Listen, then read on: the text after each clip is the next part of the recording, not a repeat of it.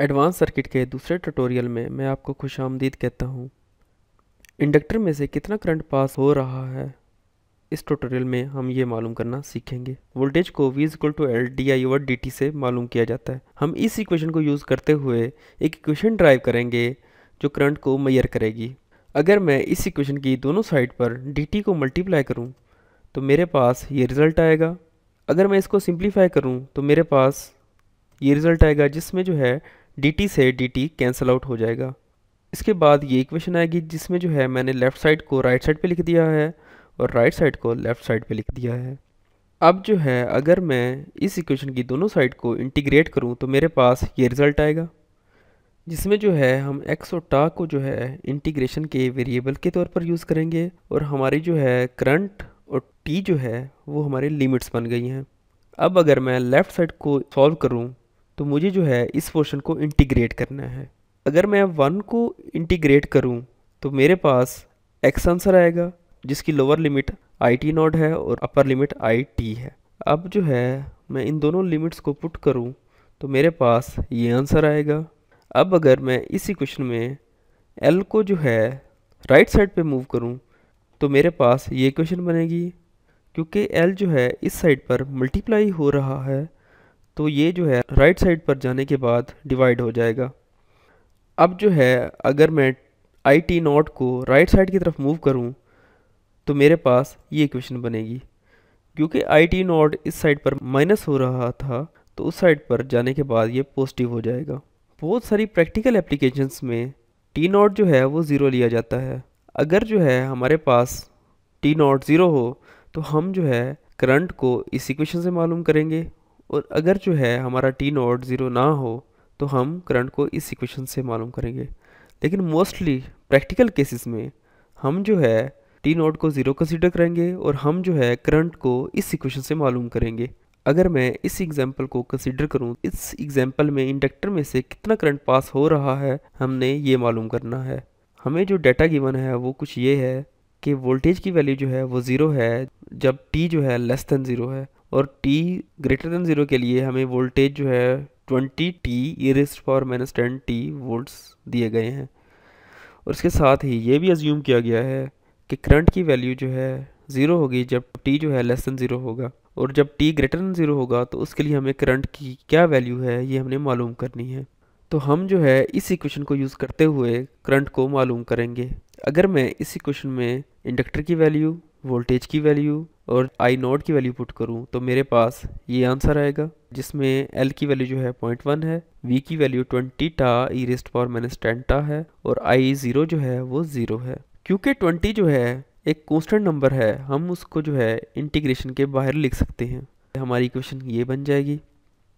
अब जो है इक्वेशन के इस हिस्से को कंसीडर करें, हम जो है इस हिस्से को अलग सॉल्व करेंगे और उसके बाद जो भी रिजल्ट आएगा इस हिस्से का वो हम इस इक्वेशन में वापस पुट करेंगे।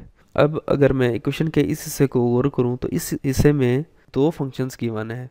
तो अगर इंटीग्रेशन में दो फंक्शन गिवन हो और वो दोनों मल्टीप्लाई हो रहे हों तो उनको जो है इस तरह सॉल्व किया जाता है।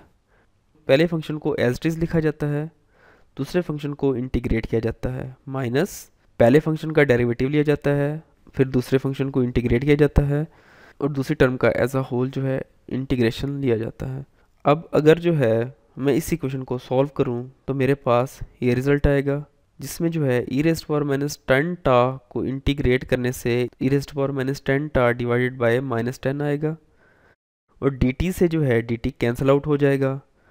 अब अगर इस इक्वेशन को मज़ीद सिंप्लीफाई करें तो हमें जो है इस टर्म को दोबारा इंटीग्रेट करना है, तो मेरे पास ये आंसर आएगा, -e−10 टा डिवाइड बाय 100 कॉमन लेंगे तो मेरे पास ये इक्वेशन बन जाएगी। 1 डिवाइड बाय 100 को मैंने कॉमन लिया है और उसके बाद जो है मैंने लिमिट्स पुट की है। इक्वेशन की इस टर्म में मैंने जो है टाक की जगह अपर लिमिट टी पुट की है और इक्वेशन के इस टर्म में मैंने जो है टाक की जगह लोअर लिमिट ज़ीरो पुट की है। अब अगर जो है मैं इस इक्वेशन को मज़ीद सिंप्लीफाई करूं तो मेरे पास ये इक्वेशन आएगी, जिसमें जो है e−10 मल्टीप्लाई बाय ज़ीरो जो है 1 बन जाएगा, क्योंकि किसी भी चीज़ की पावर ज़ीरो हो तो वो 1 बन जाता है और ये जो है 0 बन जाएगा।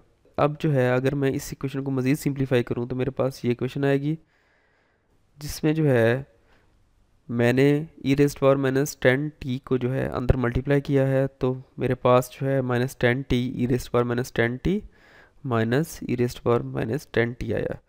और इस साइड को अगर मैं सॉल्व करूँ तो मेरे पास +1/100 आंसर आता है। अब जो है इस इक्वेशन में मैं 1/100 को कॉमन लूँगा तो मेरे पास ये आंसर आएगा। ये अब मज़ीद सॉल्व नहीं हो सकती तो हम जो है इसको इक्वेशन में पुट कर देंगे। जैसा कि हमें पता है कि इस इक्वेशन को सॉल्व करने से ये आंसर आता है, तो हम जो है इसकी जगह पर ये रिप्लेस करेंगे तो हमारे पास ये इक्वेशन आएगी। और अगर जो है मैं इस इक्वेशन को मज़ीद सिंप्लीफाई करूं तो मेरे पास ये आंसर आता है।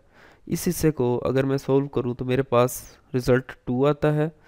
और इस साइड पे मैंने जो है सिर्फ रीअरेंजिंग की है, जिसमें 1 को जो है मैंने सबसे पहले लिख दिया है। ये जो है हमारे पास करंट की वैल्यू है फॉर t ग्रेटर देन 0 के लिए। अगर जो है मैं वोल्टेज को प्लॉट करूं टाइम के अक्रॉस तो मेरे पास ये कर्व आती है, और अगर मैं करंट को प्लॉट करूं टाइम के अक्रॉस तो मेरे पास ये कर्व आती है। उम्मीद है इस ट्यूटोरियल को देखने के बाद इंडक्टर में से कितना करंट पास हो रहा है ये मालूम करने के काबिल हो गए हैं। मज़ीद ट्यूटोरियल देखने के लिए विज़िट करें हमारी वेबसाइट www.burdasolution.com। आप हमें फेसबुक पेज पर भी फॉलो कर सकते हैं। हमारा फेसबुक पेज है facebook.com/burdasolution।